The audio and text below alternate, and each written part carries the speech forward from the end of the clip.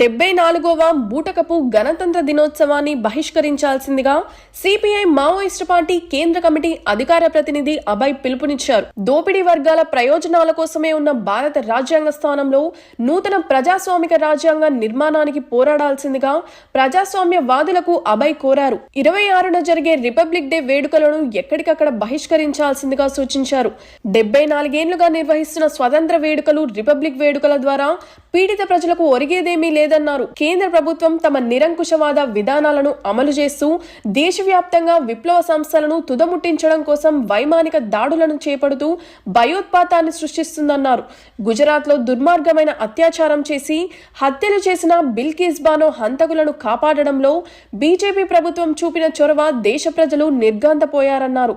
సామ్రాజ్యవాదులకు సేవకుడిగా మారిన మోదీని ఎండగట్టాల్సిందిగా వారు కోరారు. పార్లమెంట్లో పొగబాంబులు వేసి నిరసన తెలిపిన యువకులను తక్షణమే విడుదల చేయాలని డిమాండ్ చేశారు. ఇంకా పలు అంశాలపై అభయ్ విడుదల చేసిన లేఖ సారాంశాన్ని మా ప్రేక్షకుల కోసం యథాతథంగా అందిస్తున్నాం. భారత దోపిడీ పాలక వర్గాలకు, ప్రత్యేకించి బ్రాహ్మణీయ హిందూ ఫాసిస్టు శక్తులను కమ్ముకొస్తున్న బూటకపు భారత రాజ్యాంగాన్ని ధ్వంసం చేయండి. నూతన ప్రజాస్వామిక రాజ్యాంగ నిర్మాణానికై ధైర్యంగా పోరాడండి. 74వ బూటకపు గణతంత్ర దిన వేడుకల సందర్భంగా సిపిఐ మావోయిస్టు పిలుపు. ప్రియమైన ప్రజలారా, గత 74 సంవత్సరాలుగా జనవరి 26ను భారత పాలక వర్గాలు గణతంత్ర దినంగా పాటిస్తున్నాయి. ఆగస్టు 15 భారత స్వాతంత్ర దినంగా ఘనతకెక్కింది. కానీ ఇవి రెండు భారత ప్రజలను మోసగించే అతిపెద్ద విషాదాలు.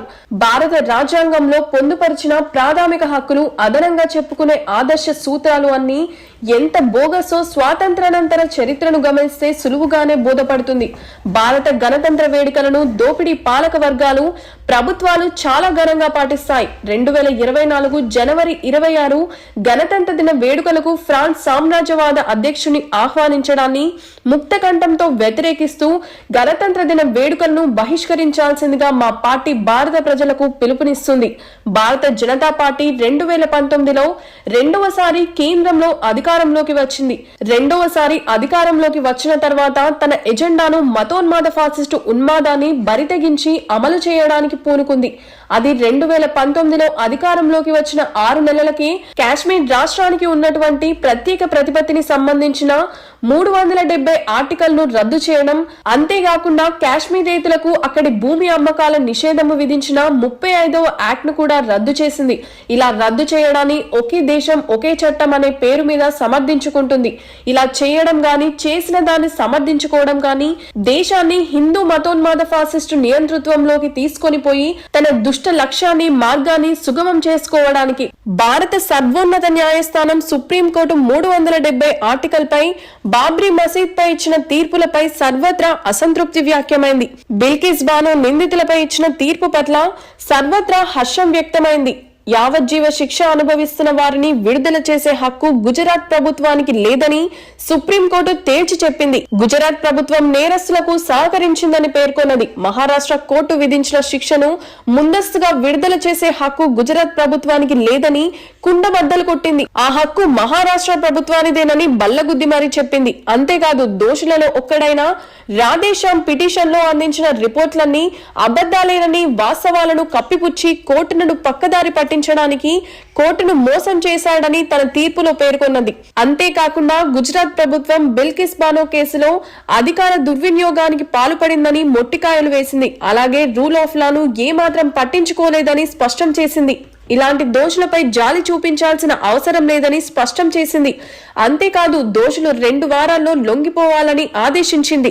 ప్రధాని మోదీ ఇష్టపడి కట్టుకున్న కట్టుదిట్టమైన ఆడంబరపు పార్లమెంట్ భవనంలోకి లోక్సభ సమావేశాలు జరుగుతున్న సమయంలో 2023 డిసెంబర్ 13న ఒక అనూహ్యమైన ఘటన జరిగింది. 2 యువకులు మనోరంజన్ డి సాగర్ శర్మ అనేవారు పార్లమెంట్ లోపల ప్రేక్షకుల గ్యాలరీ నుంచి లోపలకు భారత్ మాతాకి జై అని నినాదించిన ఘటన పార్లమెంటును కుదివేసి దేశంలో ప్రధాన చర్చనీయాంశమైంది. వీరితో పాటు వీరి సహచరులిద్దరూ బయట నినాదాలిస్తుండగా పోలీసులు అరెస్ట్ చేశారు. అమేక్ షిండే, నీలం వర్మ అనే వారితో పాటు విక్కీ శర్మను కూడా పట్టుకున్నారు. వీరి వెనక మాస్టర్ మైండ్ గా భావిస్తున్న లిఖిత్ జోన్ కోసం గాలించి తర్వాత అరెస్ట్ చేశారు. వీరి చర్య పార్లమెంటును కుదిపివేసింది. కానీ భద్రతా వైఫల్యంపై చర్చించాలని ప్రతిపక్షాలు పట్టుబట్టాయి. వీరి నినాదాలు లేవనెత్తిన సమస్యల జోలికి వీరు పోకుండా, చర్చని అంగీకరించకుండా కేంద్ర ప్రభుత్వం 142 మంది పార్లమెంట్ సభ్యుల్ని సభ నుంచి సస్పెండ్ చేసి తన బిల్లులన్నింటినీ ఏకపక్షంగా చర్చ లేకుండా ఆమోదించుకున్నది. మొత్తంగా ఈ చర్య దేశంలో వేర్లోనుకొని ఉన్న అసంతృప్తి, అసహనం నుండి ఏర్పడింది. నిరాశలో నుంచి వచ్చిన కార్యాచరణ ఇది. లోకం దృష్టికి ఈ సమస్యలు తేవాలని తమకు తాము నిర్దేశించుకున్న చర్య. భగత్ సింగ్, బూటకేశ్వర దత్తు ఆంగ్లేయ పార్లమెంట్ లో పొగబాంబులు విసిరిన నేపథ్యం నుంచి ఉత్తేజం పొంది రూపొందించుకున్న కార్యాచరణ. ఆ యువకులు ఎవరికి హాని చేయరాదని తలచి తమ సమస్యలను మాత్రమే చర్చనీయాంశం చేయాలని ఆశించారు. అందుకే ప్రమాదరహిత పొగను వదిలారు. ప్రమాదకర నేరాలను, హింసను సమాజంలో ప్రొది చేస్తున్న వారు, మతోన్మాదం విషాన్నాన్ని ప్రజలలో నింపుతున్నవారు, లైంగిక వేధింపులకు పాల్పడుతున్న వారు లోక్సభలో దర్జాగా అధికార హోదాలో కొలువై ఉన్నారు. ఈ యువకులు దేశభక్తి ప్రేరితులే కాబట్టి వీరిని తక్షణం విడుదల చేయాలి. పార్లమెంట్ లో ప్రజా సమస్యలపై చర్చ జరగాలి. పరిష్కారం గురించి ఆలోచించాలి. అలా జరగకపోతే అసహనం, అసంతృప్తి, నిరాశ, నిరుద్యోగం అన్ని సమాజంలో వ్యక్తిగత హింసా ప్రవృత్తికి దోహదపడతాయని అన్నారు. దేశంలోని మావోయిస్టు విప్లవోద్యమాన్ని సమూలంగా నిర్మూలించడానికి గత కొన్ని సంవత్సరాలుగా కొనసాగుతున్న ఆపరేషన్ గ్రీన్ హంట్ దాడులను ప్రభుత్వం మరింత తీవ్రతరం చేసింది. ఆపరేషన్ ప్రహార్ పేరుతో మరింత అణచివేతకు గురి చేశారు. ఆదివాసులపై డ్రోన్ దాడులను చేశారు. ఈ దాడుల్లో అమాయక ఆదివాసీ ప్రజలు తీవ్రంగా గాయపడ్డారు, భయభ్రాంతులకు గురయ్యారు. ఇప్పుడు కొత్తగా ఆపరేషన్ కగర్ పేరుతో బస్తర్ ప్రాంతంలో కేంద్ర ప్రభుత్వ పారామిలిటరీ భాగాలను ఎన్నడూ లేని విధంగా మోహరిస్తున్నారు. ఈ ఆపరేషన్ కగర్ లో భాగంగా అభం శుభం తెలియని 6 నెలల పాప రాజ్యం చేతిలో హతం చేయబడింది. జనవరి 16 తేదీ ఛత్తీస్గఢ్ రాష్ట్రంలో బీజాపూర్ జిల్లాలోని ధర్మవరం పోలీస్ క్యాంపుపై విరోచిత దాడిని మా PLGA చేసింది. అనేక గంటల పాటు సాగిన ఈ విరోచిత పోరాటంలో అమూల్యమైన మా 3 కామ్రేడ్స్ అమరులయ్యారు. వీరు కామ్రేడ్ కరటం దేవాల్, కంపెనీ కమాండర్, కర్రెంగూడెం గ్రామం, సూక్మా జిల్లా; కామ్రేడ్ మూసాక విక్రమ్, గ్రామం చెంది, బీజాపూర్ జిల్లా; కామ్రేడ్ మడకం దేవాల్, ఎర్రం గ్రామం, బీజాపూర్ జిల్లా. ఈ 3 కామ్రేడ్స్ విరోచితంగా పోరాడి శత్రువును పరుగులు పెట్టించారు. జనవరి 20 తేదీన 2024 ఛత్తీస్గఢ్ లోని బీజాపూర్ జిల్లాలో బాసగూడ పోలీస్ స్టేషన్ పరిధిలోని బాలం నెద్ర సమీపంలోని బెలంగుట్ట కొండల్లో జరిగిన ఎన్కౌంటర్ లో మా 3 కామ్రేడ్లు విరోచితంగా పోరాడి ప్రాణాలు వదిలారు. ఇందులో 2 మహిళా కామ్రేడ్లు, 1 పురుష కామ్రేడ్ ఉన్నారు. ఈ పోరాటంలో తమ అమూల్యమైన ప్రాణాలను త్యాగం చేశారు. వీరికి మా విప్లవ జోహార్లు. వారి త్యాగాలు వృధా కావని, వారి ఆశయాన్ని తుదకంటూ కొనసాగిస్తామని శపథం చేస్తున్నాము.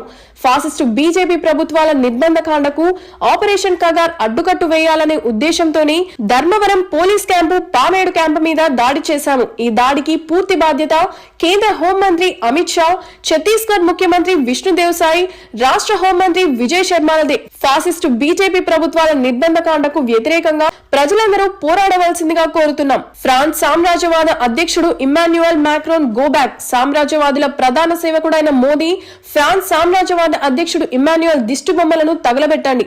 బూటకపు గణతంత్ర దినాన్ని బహిష్కరించండి. ప్రజల ప్రజాస్వామికం కోసం పోరాడండి. అభయ్, అధికార ప్రతినిధి, కేంద్ర కమిటీ, భారత కమ్యూనిస్టు పార్టీ, మావోయిస్టు.